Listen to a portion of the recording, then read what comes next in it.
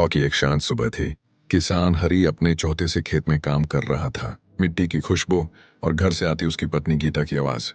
जिंदगी साधारण थी लेकिन खुशियों से भरी हुई थी। हरी रोज की तरह पुराने कुएं पर पानी भरने गया। ये कुआं उसके लिए सिर्फ पानी का सोर्स नहीं था, बल्कि बचपन की यादों और सपनों का हिस्सा था।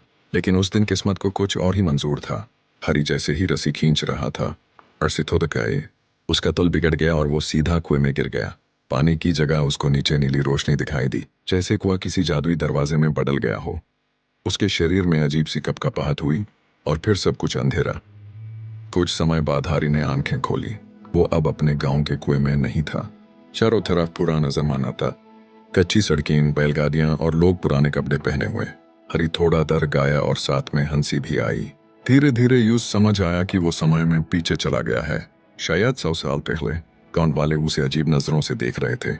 उसके कपड़े और बातें उनके लिए अनजानी थी। हरी ने सोचा, यहाँ हूं तो क्यों ना इन लोगों को कुछ सिखाऊं। और उसने उन्हें नई खेती के तरीके सिखाए। कम पानी में खेती कैसे करें। पुराने जमाने के लोग इसे जादू समझ रहे थे। धीरे धीरे हरी गांव वालों का आदर्श बन गया। एक दिन गांव वाले उसे पुराने कुएं के पास ले गए।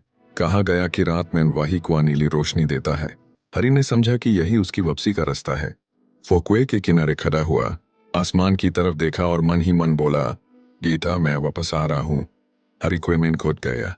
एक चमकदार रोशनी और झटका और सब कुछ फिर धुंधला। जब उसने आंखें खोली, वो अपने ही गांव के कुएं के पास था। ऊपर से गीता की आवाज, हरी कहते।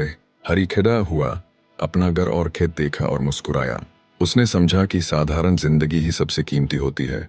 हरी के लिए भी यही सच था। उसका टाइम ट्रैवल का सफर छोटा था, लेकिन उसने उसे जिंदगी भर की सीख दे दी।